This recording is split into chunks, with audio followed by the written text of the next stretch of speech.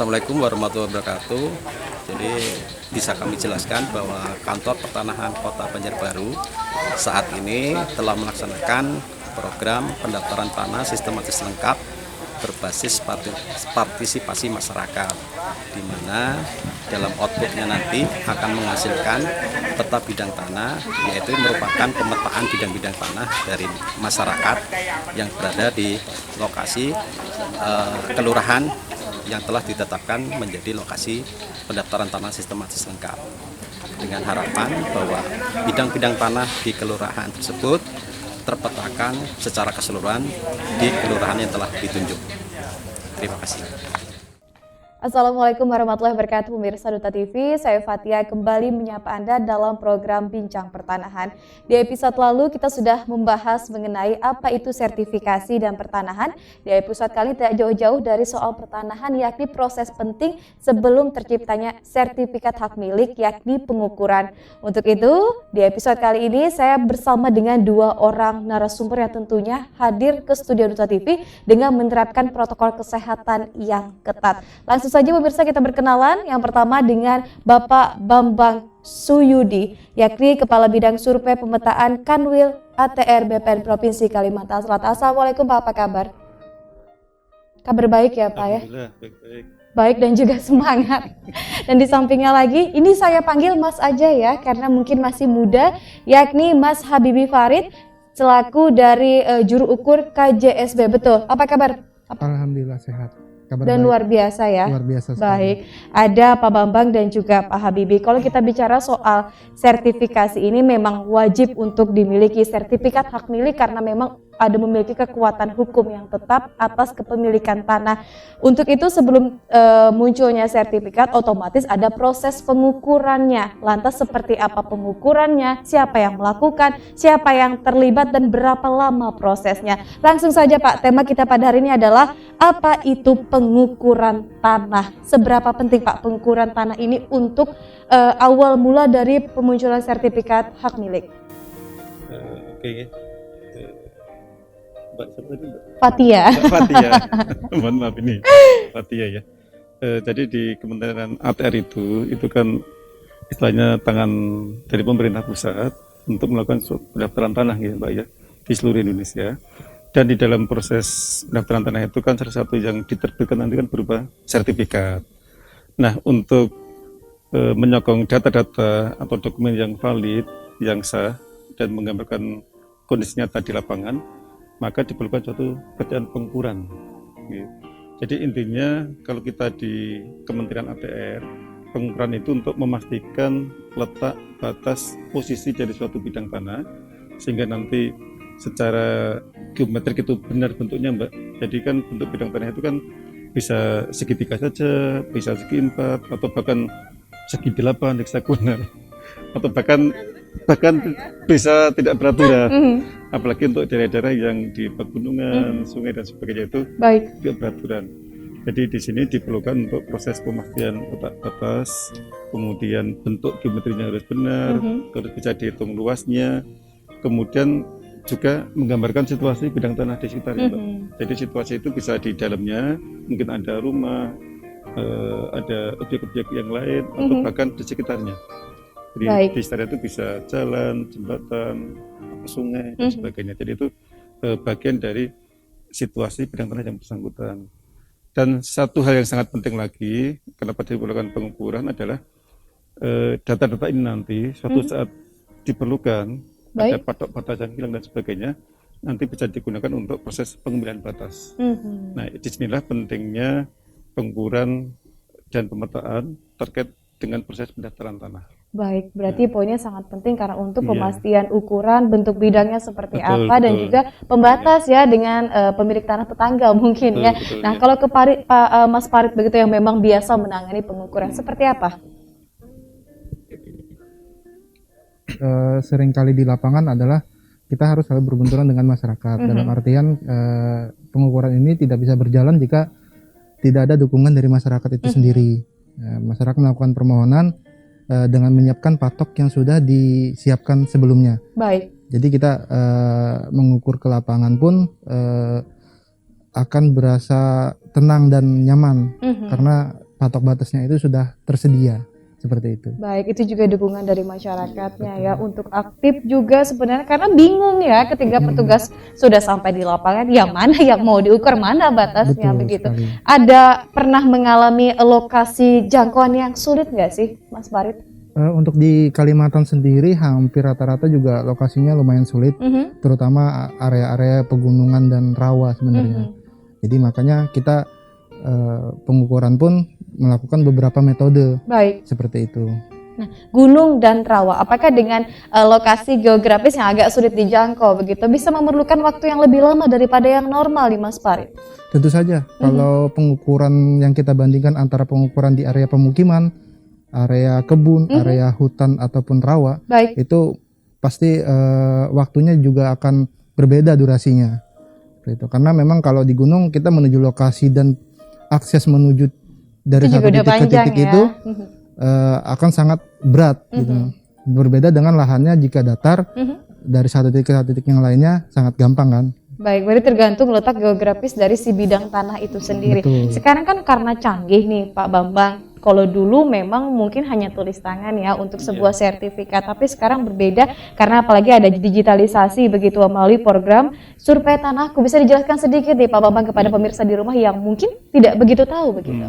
Iya Mbak, sebelum saya sampaikan sentuh tanahku ya, sentuh tanahku, saya menambahkan yang disampaikan Mas Habibie. Jadi hal yang sangat penting Mbak, yang spesifik di pengukuran BPN itu adalah bahwa batas bidang tanah itu harus sudah dipasang terlebih dahulu sebelum melakukan pengukuran, sebelum permohonan ke kantor pertanahan, dan itu harus disetujui oleh pemilik bidang tanah yang berbatasan.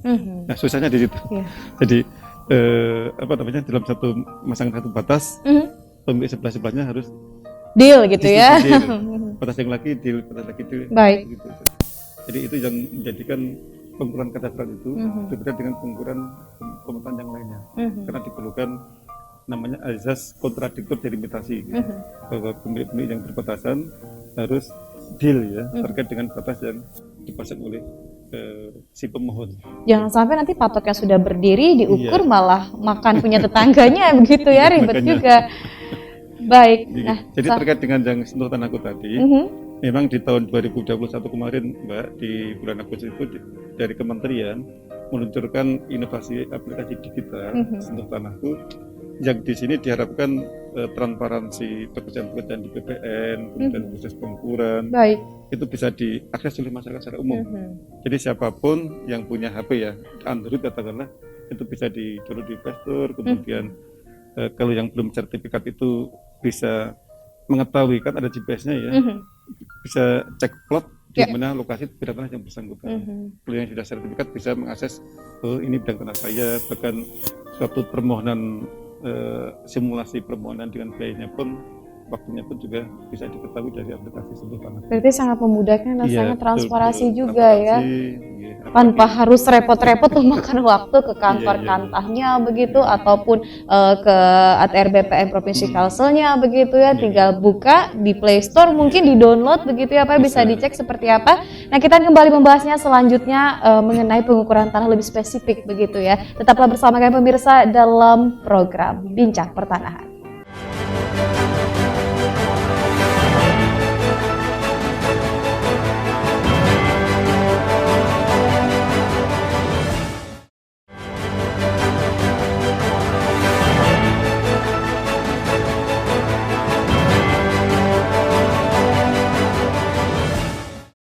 Ya, terima kasih pemirsa, Anda masih bersama kami dalam program Bincang Pertanahan dan masih bersama dengan dua orang narasumber kita, yakni Pak Bambang dan juga Mas Habibie. Langsung saja Pak, kita lanjutkan mengenai pengukuran tanah itu sendiri. Karena kan proses awal mula dari pembikinan sertifikat hak milik ini otomatis kan mengumpulkan data fisik dan juga yuridis. Seperti apa ini Pak? Bisa dijelaskan ke pemirsa di rumah? Gini Mbak ya, jadi untuk permohonan sertifikasi, terutama tanah-tanah milik masyarakat, itu yang memang harus di tahap awal yang harus dipersiapkan itu adalah dokumen-dokumen permohonan atau persyaratan yang harus disiapkan oleh masyarakat sendiri, Mbak. Oke. Sebelum maju ke BPN. Sebagai contoh misalkan tanda identitas pribadi, katakanlah KTP atau KK, kemudian surat-surat yang mendukung, misalkan dari surat pajak, PBB dan sebagainya, kemudian ada surat pernyataan penguasaan fisik, itu yang menyatakan bahwa yang bersangkutan sudah menguasai, sudah menggunakan dan dalam kurun waktu tertentu. Nah, itu bagian dari yang orang sebut namanya sporadik itu ya, sporadik itu. Kemudian juga persyaratan terkait dengan pernyataan pemasangan tanda batas, Mbak, yang tadi saya sampaikan harus disetujui oleh tetangga yang berbatasan. Kemudian termasuk sekarang ada peraturan baru harus difoto, Mbak, geotagging. Baik. Jadi difoto ada lokasi lintang bujurnya atau izinnya, itu menjadi bagian juga dari permohonan persyaratan. Jadi persyaratan pernyataan penguasaan fisiknya, persyaratan pernyataan pemasangan tanda batasnya, dan satu lagi pernyataan bahwa bidang tanah yang bersangkutan tidak dalam sengketa. Nah, itu tahapan awal yang harus disiapkan oleh pemohon, dalam artian tadi termasuk tanda batas yang sudah dipasang. Nah, bicara soal tanda batas begitu, karena kan memang sebenarnya ada regulasi tersendiri, Pak, yang betul, menyatakan patok, misalnya dari bentuknya ataupun warnanya. Seperti apa, Pak, kalau hal yang normal begitu yang bisa dilakukan masyarakat jika ingin mendaftarkan tanahnya ini sendiri? Oke, Mbak.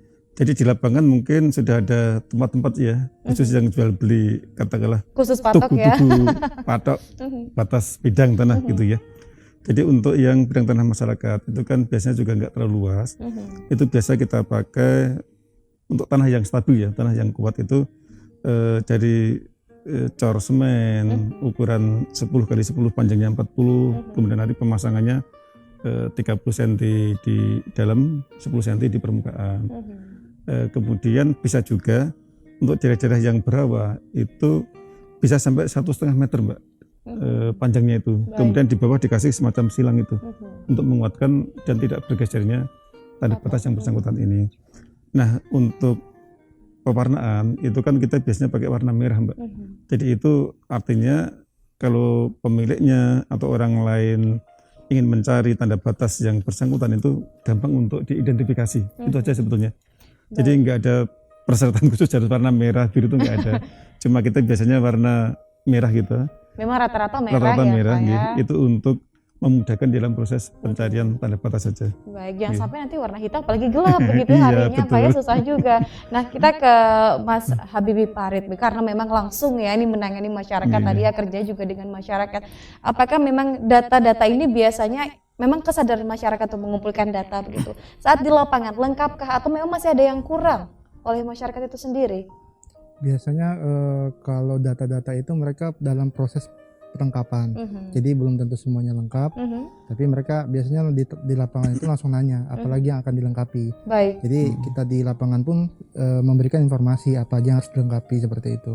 Tadi kan Pak Bambang sudah menyebut begitu deal-dealan dengan tetangga sebelah tanahnya begitu. Pernah nggak sih Mas Farid begitu menghadapi masyarakat yang katakanlah tidak bersengketa sebenarnya, tapi ada cekcok begitu karena memakan tanah sebelahnya? Mungkin pernah nggak sih di lapangan terjadi seperti itu?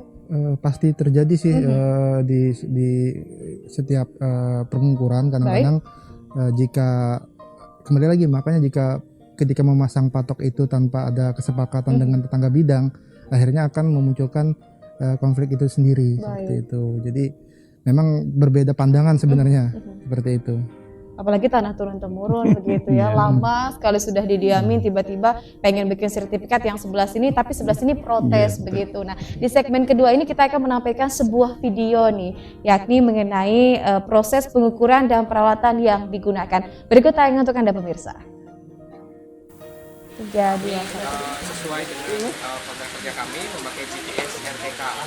GPS RTK ini teknisnya pengambilan titik koordinat itu secara langsung, jadi tanpa pengolahan data setelahnya. GPS RTK ini memiliki tingkat ketelitian. Kalau ini berbagai macam alat yang kami pakai memiliki ketelitian tingkat akurasinya sampai 8 desimeter. Jadi kalaupun tingkat toleransi dengan 8 desimeter, saya rasa itu cukup ditoleransi oleh masyarakat terhadap bidang tanah yang kami. Alat GPS RTK ini terhubung dengan aplikasi. Untuk yang aplikasi kami, ini kami memakai map survey sebetulnya dari CHC Navigasi. CHC Navigasi ini menunjukkan bahwa di mana letak posisi kita, lalu di dalam aplikasi ini terlihat bahwa di mana koordinat titik kita berada saat ini. Lalu di sana ada ada tingkat ketelitian yang harus diperhatikan, yaitu tingkat ketelitian horizontal, yaitu X dan Y-nya. Ketika mereka menunjukkan bahwa bidang tersebut sudah fix ada di situ, sesuai dengan patok batas yang ditunjukkan oleh masyarakat, dia akan bisa berbunyi fix. Kalau sudah fix, baru kita boleh mengambil sampel titik tersebut untuk dilakukan pengukuran. Setelah itu kita mau lakukan pendokumentasian. Pendokumentasian itu dilakukan untuk apa? Untuk menjaga-jaga di suatu hari nanti ketika ada klaim atau sanggahan dari tim lain, ini kita punya buktinya. Lalu dokumentasi seperti apa? Dokumentasinya adalah pemohon itu di salah satu patoknya kita harus membuat foto geotagging. Foto geotagging ini foto yang memiliki koordinat. Jadi ketika diklik fotonya akan muncul di bidang tersebut. Gitu. Nah setelah itu kita meminta pemohon untuk melengkapi berkas-berkas yang dibutuhkan, lalu dikumpulkan di Poldapan sebagai pengumpul data pertanahan. Pemirsa di rumah, kita sudah sama-sama menyaksikan itu tutorial begitu Pak ya, salah satu yang ingin kita sampaikan kepada masyarakat untuk mengedukasi juga proses awal dari pengukuran. Ini mungkin bidangnya Mas Habibie Farid nih, karena turun langsung. Pengukuran itu alat apa saja yang disediakan sih, dan biasanya berapa tim yang turun? Oke, jadi alat yang biasa kita gunakan saat ini yang lumrah dipakai adalah kita menggunakan GPS geodetik RTK. Seperti ini. Baik. Nah, alat ini yang kita gunakan. Jadi berapa jumlah timnya nanti tergantung berapa bidang yang akan diukurnya. Sebenarnya kalau cuma satu bidang, satu orang pun bisa turun. Baik. Itu. Tapi kalau memang lahannya luas begitu, hitungan hektar ya Pak ya, otomatis juga banyak yang ikut turun. Apakah memang durasi dari pengukuran ini tergantung dari wilayahnya atau seperti apa? Tentu saja kalau durasi ini kembali lagi kita lihat medannya seperti apa dan topografinya, baik, lokasi yang dijangkau, dan cuaca juga pasti jadi pertimbangan untuk berapa lama pengukurannya. Baik, tapi kan saat ini karena canggihnya teknologi, banyak metode-metode yang digunakan nih. Metode apa saja? Mungkin pemirsa di rumah juga bingung. Nanti kalau saya mengukur metode apa gitu ya Pak ya, apalagi tidak semua bisa menguasai hal itu begitu. Silakan Mas Habibie. Metode yang kita gunakan sebenarnya ada dua, terestris dan fotogrametri. Jika kita menggunakan terestris itu alatnya ada, kita pakai GPS RTK ini tadi, atau kita menggunakan theodolit ataupun total station. Baik. Nah, itu jadi kalau untuk terestris kita pakai alat yang tiga tadi. Nah untuk yang fotogrametri biasanya kita menggunakan foto udara. Foto udara bisa diambil dari citra satelit ataupun dari foto udara menggunakan drone, seperti itu. Jadi kalau menggunakan drone pun kita bisa dapat aktual penampilan bidang yang real time saat itu juga, dan hasil pemetaannya pun dia geometris kan. Jadi ada nilai koordinatnya yang sah sesuai undang-undang. Tapi pernahkah mengalami kesalahan dalam pengukuran nih? Misalkan ada human error begitu Pak ya, atau seperti apa? Pasti untuk kesalahan sendiri sering terjadi jika persiapannya pun kurang. Jadi memang kita sebelum pengukuran ada persiapan-persiapan sendiri yang harus kita siapkan jauh-jauh hari, seperti itu. Baik, tadi juga sudah disebutkan mengenai dokumentasinya juga harus ada ya. Nah, ke Pak Bambang, menarik. Saat ini kan masyarakat tidak semua tahu tentang sertifikasi atau sertifikat hak milik, Pak. Mereka ada yang menyebut segel, letter C mungkin, atau mungkin sporadik nih. Seperti apa sih ini, Pak? Sebetulnya gini, Mbak. Jadi istilah segel, sporadik dan sebagainya itu kan bagian dari alas hak yang dipegang oleh masyarakat, yang itu pada dasarnya dipakai sebagai bahan awal atau dokumen awal untuk permohonan sertifikasi. Kalau di Jawa misalkan, di Jawa kan ada letter C, letter D, petok E dan sebagainya.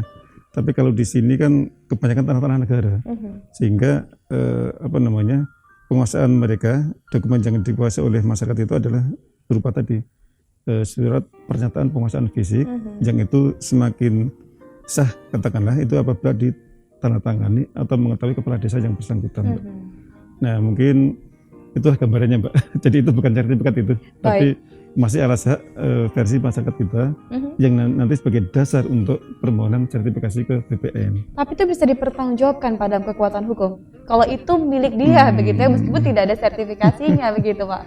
Iya, kalau kita bicara kekuatan hukum yang kuat ya yang sertifikat Mbak. Tetap yang memiliki Tetap yang ya. sertifikat ya. Baik, berarti juga harus waspada juga karena Iya, kan di betul, jalan-jalan banyak dijual tanah tapi sporadik begitu kan. Iya. Jika memang masyarakat kurang tahu otomatis juga bisa tertipu dan Betul, tergiur betul, begitu iya, iya. dengan itu.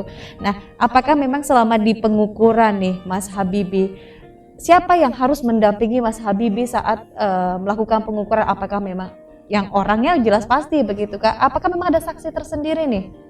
Atau mungkin dari kepala desanya, lurahnya yang juga ikut turun? Oke, biasanya yang mendampingi selain dari pemohonnya sendiri, biasanya ada tetangga batas bidang yang hadir.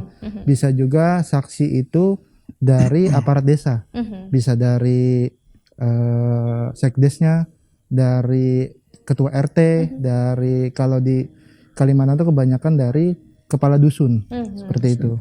Jadi memang harus ada yang mendampingi. Harus ya, karena memang deal-dealan tadi jangan sampai nanti ketika sudah diukur malah jadi sebuah sengketa lagi, ada konflik lagi begitu. Atau salah titik yang diukur. Kenapa Pak? Bisa jadi salah titik yang Iya, diukur. salah titik diukur semaunya aja Pak ya, karena memang ketika patok pun bisa bergeser sebenarnya meskipun nanti kalau dirawat tadi ada 1,5 dan lain sebagainya begitu. Kita akan kembali membahasnya di segmen selanjutnya saja Pak ya, tetaplah bersama kami pemirsa dalam program Bincang Pertanahan.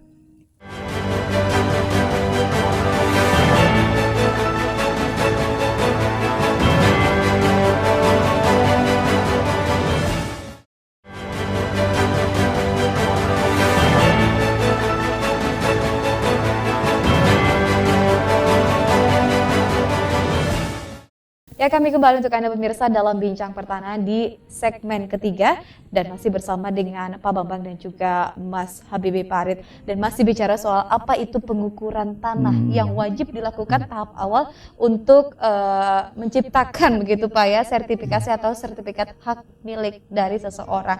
Nah, menarik karena kalau dulu ya Pak ya atau mungkin sampai sekarang bisa saja sih mengukur tanah kalau mau dijual pakai meteran gitu ya. Tapi sekarang kan kalau dengan hadirnya ATR BPN Kantor ataupun Kanwil ini kan otomatis berubah metodenya. Pernah nggak sih Pak ada perbedaan? Oke, patok sudah ditaruh di suatu tempat begitu, tapi saat diukur oleh teman-teman ini berbeda. Seperti apa Pak? Kalau terkait dengan patoknya Mbak ya, jadi sebetulnya kita petugas ukur termasuk yang Mas Habibie dari KJSP itu sebetulnya hanya mengukur tanda-tanda batas yang sudah dipasang di lapangan. Nah, jadi itu masalah berubah atau enggaknya kita kadang juga nggak tahu juga. Tapi yang paling kita pegang adalah bahwa patok-patok ini sudah dipasang, pemohon sudah memberikan surat pernyataan bahwa ini dipasang dengan benar, disetujui oleh tetangga yang berbatasan, itu sudah menjadi dasar kita untuk mengukur pengukuran. Ya. Karena kita amannya di situ. Baik, kalau misalnya patok tidak berubah, tetap di titik A misalnya Pak. Misalnya jarak A ke B 100 meter, tapi ketika dilakukan pengukuran dengan metode tertentu, bisakah berkurang nih Pak? Antara masyarakat yang ngukur dengan teman-teman BPN dan lain sebagainya ini. Oke. Jadi gini ya, mungkin masyarakat sudah mengukur sendiri gitu ya, kemudian didaftarkan, maka kita ada pengukuran yang dilakukan oleh aparat Kementerian ATR BPN. Itu sangat mungkin Mbak. Jadi itu sangat mungkin ya, karena masyarakat itu biasanya mengukurnya ya pakai meteran lah, alat yang masih manual gitu alat ya, yang murah, mudah didapatkan, dan itu tentu harus ada metode khusus Mbak. Jadi kalau kita bicara histori pengukuran, memang yang paling awam itu adalah menggunakan meteran. Nah, dalam konteks menggunakan meteran itu ada keterbatasannya Mbak. Misalkan meteran kita hanya 50 meter, tapi ternyata panjang sisi bidang tanahnya 150 meter. Sambung terus berarti gimana ya. Nih caranya? Nah, kalau kita orang yang tahu pengukuran, ada pelurusan Mbak, dibuat dari A ke B itu dibuat lurus tuh. Nah, itu baru diukur setahap demi tahap.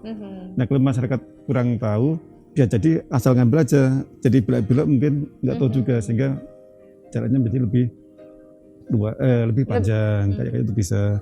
Kemudian contoh kasus lagi kalau di daerah yang berbukit atau kelerengan, jadi kalau berkelok-kelok juga begini, ya Pak ya, A, B, kalau masyarakat mungkin ukurnya lurus, mengikuti permukaan tanahnya, tapi itu kan bukan kaidah kita di pengukuran. Jadi kita mengukurnya adalah di pada atas posisi bidangnya berarti. mendatar. Jadi jaraknya tentu masyarakat lebih panjang, dan kita adalah bisa jadi lebih pendek dari yang masyarakat ukur. Karena keterbatasan alat Karena tadi. keterbatasannya, karena kan? metode pengukurannya yang belum paham betul, sehingga itu sangat-sangat wajar, Mbak. Sehingga kita di dalam bidang pengukuran pemetaan itu ada surat pernyataan juga untuk menerima hasil pengukuran yang kita lakukan. Baik. Itu misalkan ada kelebihan, misalkan ada kekurangan, intinya menerima hasil pengukuran oleh petugas ukur BPN ataupun petugas ukur dari teman-teman KCSP. Menarik ketika menyebutkan Iya. surat pernyataan hasil ukuran. Ya, Nah, betul-betul. ke Mas Habibie Farid nih, sudah pegang sebenarnya kan suratnya. Tapi ada nggak sih yang protes begitu, saya ngukurnya 100 meter loh, ini pakai meteran gitu ya. Tapi kok diukur sama teman-temannya berubah. Apa yang dilakukan Mas Farid Habibie Farid nih terhadap komentar-komentar negatif dari masyarakat itu sendiri karena tidak terima? Oke, sebenarnya kembali lagi di kita itu kalau untuk protes ke belakang sih nggak pernah ya. Jadi memang sebelum mengukur tuh kita minta dulu nih alasan mereka, apakah mereka sudah pernah mengukur atau belum. Mengukurnya pakai apa, kita tanya dulu nih, pakai meteran, panjangnya segini Pak, seperti itu. Nah kita pun akhirnya edukasi Pak, kita akan mengukur menggunakan alat yang sesuai kaidah pengukuran BPN seperti itu, kadaster. Jadi nanti pasti akan berbeda. Jadi sebelum kita ngukur, kita edukasi dulu nih. Jadi masyarakat itu nggak kaget. Yang penting patoknya nggak berubah nih Pak. Patoknya tetap di situ. Kita sama-sama ngambil. Ukurannya pasti akan berbeda, tapi patoknya tidak berubah. Jadi biasanya masyarakat nerima seperti itu.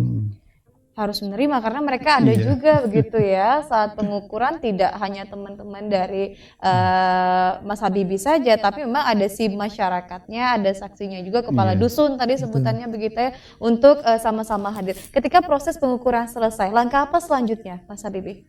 Ketika pengukuran selesai, kita pun akan lanjut ke proses pengolahan data.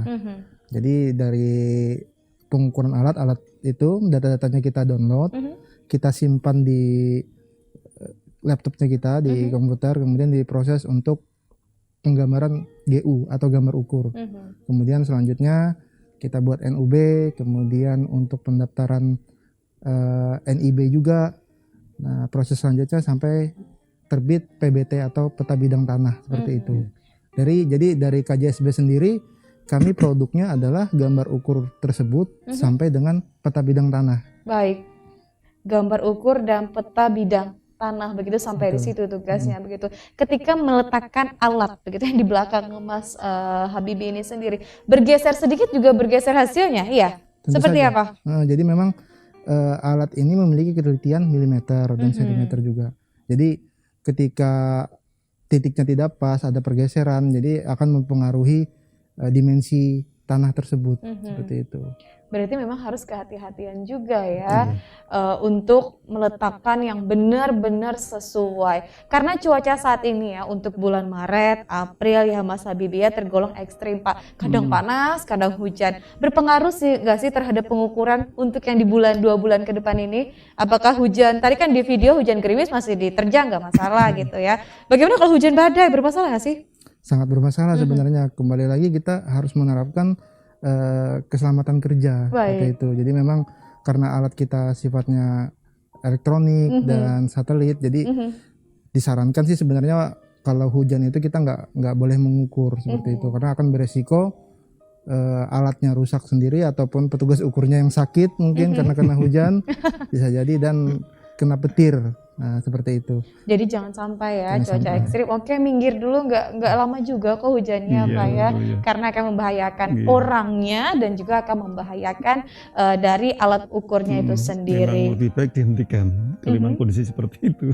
Mau tidak mau ya dimundurkan, Dihentikan, dikalahkan iya, dulu ya iya. Pak ya. Berbahaya juga. Istirahat dulu. Jangan sampai nanti masuk berita Duta TV dengan berita yang tidak enak begitu ya Mas. Jadi lebih baik akan hati-hati dan tentunya meletakkan titik ukur begitu ya.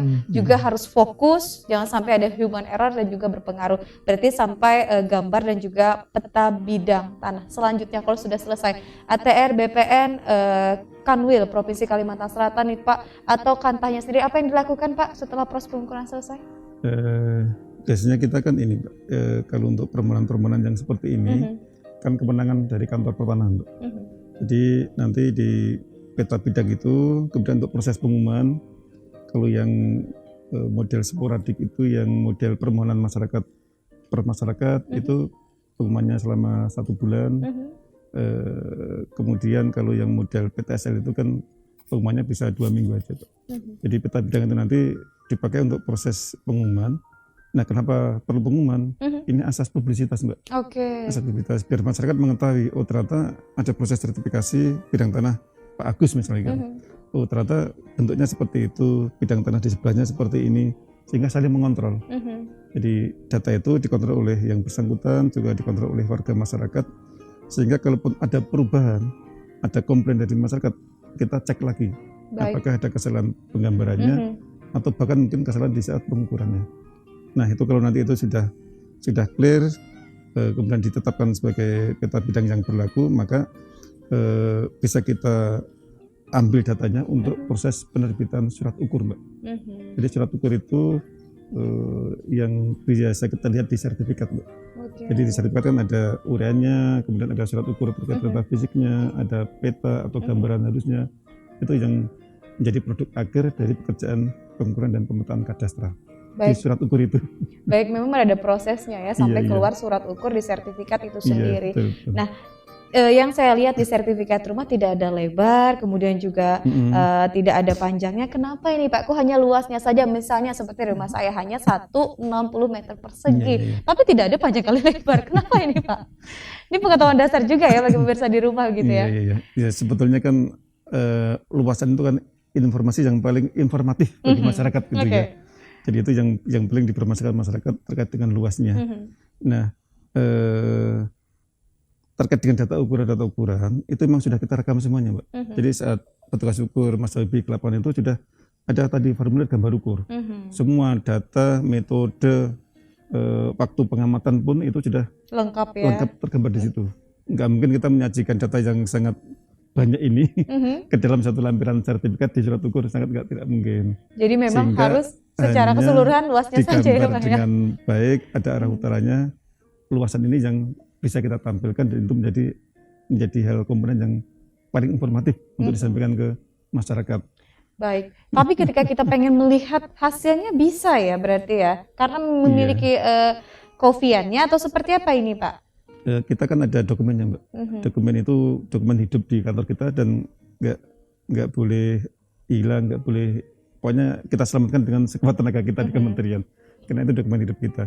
Jadi kalau itu pemohon pemilik yang bersangkutan itu bisa untuk melihat kondisi itu bisa, tapi kalau orang lain ya nggak bisa karena terkait dengan data-data kerahasiaan data yang terkait dengan data-data kadastralnya.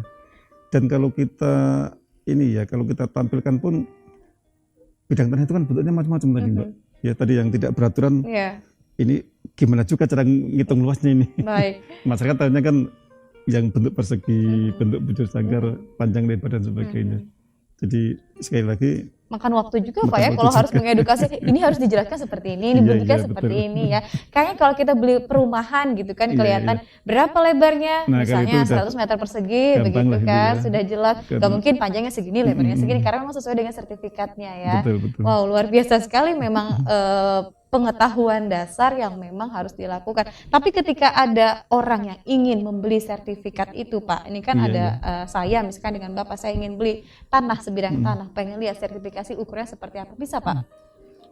Kalau kita di proses jual beli seperti itu, ya untuk ukuran nggak bisa, Mbak. Jadi ya percaya saja dengan produk kita. Baik. Toh dari produk sertifikat itu nanti kita punya dokumen yang lebih lengkap di kantor pertanahan.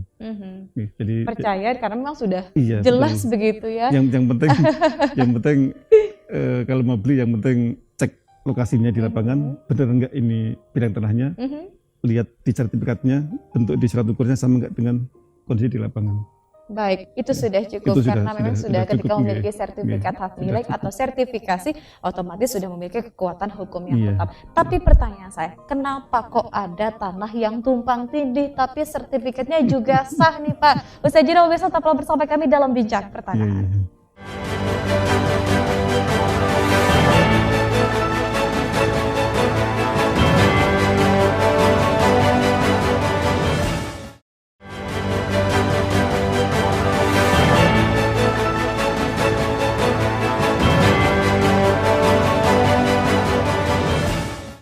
Ya, terima kasih pemirsa Anda masih menyaksikan kami dalam Bincang Pertanahan di episode yang membahas apa itu pengukuran tanah dan masih bersama dengan Pak Bambang dan juga Mas Habibi begitu ya. Memang panjang lebar kita sudah membahas bagaimana metodenya, alatnya. Tadi saya sudah sounding di segmen 3 terakhir mengenai tumpang tindih pengukurannya dari segi pengukurannya. Mungkin ada masyarakat A melaporkan ini batas tanah saya, si B ini batas tanah saya sehingga muncul tumpang tindih pengukuran. Seperti apa ini Pak? Ini Mbak, jadi dalam konteks tumpang tindih pengukuran itu sebetulnya kalau memang di masyarakat sendiri dalam pemasangan tanda batas itu sudah disepakati bersama, kemudian memang tidak ada perubahan saat diukur, itu sebetulnya nggak akan terjadi tumpang tindih pengukuran. Gitu. Kalaupun itu ada, itu mungkin lebih ke proses-proses dalam proses pengambilan data saja antara misalkan petugas ukur A dengan petugas ukur B dan sebagainya. Tapi dalam konteks kita bekerja secara profesional dengan alat yang memadai, metode yang benar, kemudian tanda batasnya tidak bergeser, tidak berubah, itu saya yakin nggak akan ada tumpang tindih pengukuran itu. Tapi juga mungkin ya Pak, ketika masyarakat sudah memiliki sebidang tanah berapapun lebar dan luasnya begitu, otomatis tanah itu dihidupkan, bukan berarti apa-apa. Jangan sampai malah seperti tidak berpenghuni ya Pak ya, mudah sekali nanti diserobot dan lain sebagainya. Nah, siapa sih Pak, dari awal kan saya ingin menanyakan begitu, siapa sih Pak yang murni melakukan pengukuran? Tadi kan juga sudah ada KJSB dan lain sebagainya, seperti apa Pak? Betul Mbak, jadi kita mulai tahun 1998 Mbak ya. Jadi kita kan dalam konteks perpetaan, sertifikasi, pendaftaran tanah kan kita punya Undang-Undang Nomor 5 tahun 1960 mengenai Undang-Undang Pokok Agraria. Nah, kemudian di tahun 97 kita punya PP 24 tahun 97 mengenai pendaftaran tanah.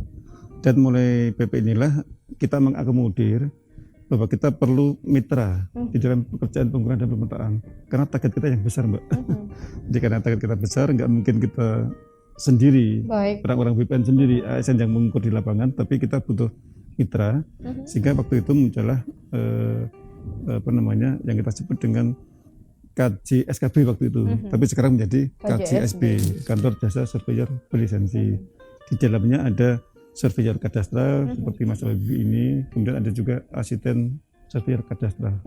Dan yang terakhir ini diatur dengan Peraturan Menteri Agraria dan Tata Ruang, Kepala BPN nomor 9 ya Mas ya, nomor 9 tahun 2020 Mbak.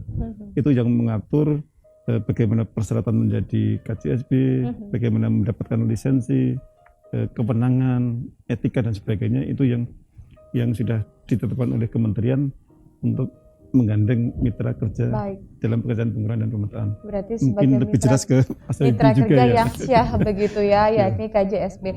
Mas yang membidangi aslinya begitu ya, seperti apa? Untuk di Indonesia sendiri sih KJSKB itu sebenarnya muncul di 2017. Kemudian di 2020 kita dan 2021 kita diganti menjadi KJSB. Kepanjangannya Kantor Jasa Surveyor Berlisensi. Jadi KJSB ini itu menaungi surveyor berlisensi. Surveyor berlisensi itu ada dua, surveyor kadaster dan asisten surveyor kadaster. Jadi semua perorangan itu dinaungi oleh KJSB. Kebetulan di Kalimantan Selatan ini kita ada 3 KJSB. Cuma 3, satu provinsi. 3 KJSB. Kita punya SK resmi dari ATR BPN sendiri, dari Kementerian Pusat. Nah, jadi sekalian promosi juga Mbak ya. Monggo. Jadi posisinya KJSB adalah mitra BPN dalam sebagai ujung tombak pengukuran seperti itu. Jadi kita pun mendapatkan pekerjaan bisa dari BPN-nya sendiri, bisa dari masyarakat langsung seperti itu. Jadi dalam era digitalisasi juga kan posisinya KJSB ini punya aplikasi sendiri namanya Simaski. Ini masih dalam tahap trial. Jadi di situ masyarakat bisa langsung request pengukuran. Jadi ada beberapa layanan yang kita layani. Mungkin ini salah satunya saya sebutkan adalah misalnya untuk jenis permohonannya mengetahui luas, pendaftaran pertama kali, hak milik adat ataupun negara, kemudian pemisahan, pemecahan, penggabungan, pembaharuan, pengembalian batas, plotting, pembuatan peta situasi dan lain-lain. Sudah lengkap ya. Sudah lengkap. Jadi memang kita spesialisasi pengukuran kadasternya seperti itu. Dan tentunya terpercaya ya, BPN aja bermitra, kenapa masyarakat tidak harus percaya begitu ya Pak ya. Nah baik, sebelum kita mengakhiri segmen kali ini, kita akan menyimak dulu nih Mas Habibie dan juga Pak Bambang mengenai video dari lurah dan juga masyarakat tanggapannya mengenai program PTSL. Berikut tayangan untuk Anda. Assalamualaikum warahmatullahi wabarakatuh. Himbauan untuk program PTSL, pertama untuk warga yang ingin daftar, daftarkan di kelurahan setempat atau di Kelurahan Sungai Tiong saat ini. Terus bisa juga pendaftaran melalui di RT atau RW-nya. Kedua yang harus diperhatikan juga tapal batas untuk kiri, kanan, belakang, depan itu harus diperhatikan juga. Dan untuk membantu kawan-kawan di lapangan pengukuran, sebelum pengukuran lahan harus dipasangi patok dan lahan juga harus sudah bersih.